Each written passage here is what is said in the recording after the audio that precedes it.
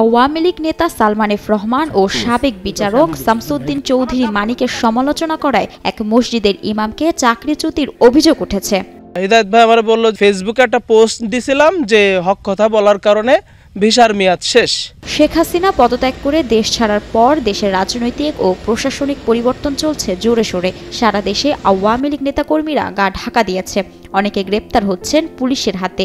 এরই মধ্যে জুম্মার খুতবায় আওয়ামী লীগ নেতাদের নামে সমালোচনা করে ইমামের চাকরি হারানোর খবরে স্থানীয়ভাবে চাঞ্চল্যের সৃষ্টি হয়েছে। 2-3 দিন আগে আমি নিউজে দেখলাম যে উনি চলে যাওয়ার পরে আর কি নিউজ করছে এরকম যে ওনাকে রাজনৈতিক কারণে খেদানো হয়েছে। অভিযোগকারী ব্যক্তি নড়াইল পৌরসভার উজিরপুর দক্ষিণপাড়া জামে মসজিদের ইমাম ছিলেন।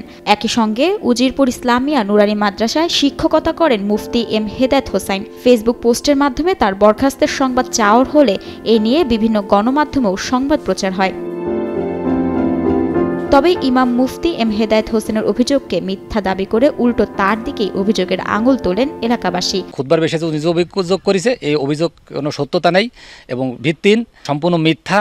এবং এই একজন আলেম মানুষের যে এরকম মিথ্যা করেছে, এর জন্য আমি নিন্দা জানাই। সময় মতো মসজিদে আজান না দেওয়া থেকে শুরু করে মাদ্রাসায় শিক্ষকতার কাজে গাফিলতির কারণে তাকে বরখাস্ত করা হয়েছে বলে দাবি করেন স্থানীয়রা।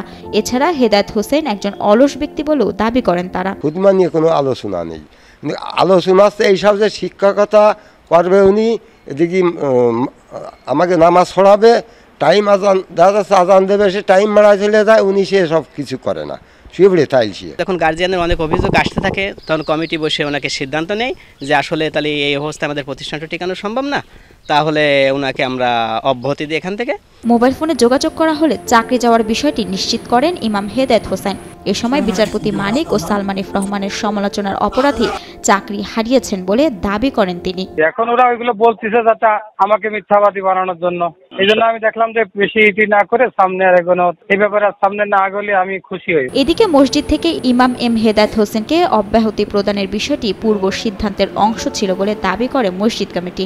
যথাসময় হাতে রেখে তাকে নোটিশ করা হয়েছে বলেও দাবি কমিটির। খুতবার বিষয় যেটা আসছে আসলে সেটা তো বেশ পরে, শেষ যে জুম্মা হয়েছে উনি যে গেছেন ওইখানে কিছুটা কথা কাটাকাটি হয় বা কিছুটা হয়, কিন্তু আসলে তার আগে উনারে নোটিশ দেওয়া হয়েছে বা তার আগে উনিও বলেছেন আমি আর থাকবো না।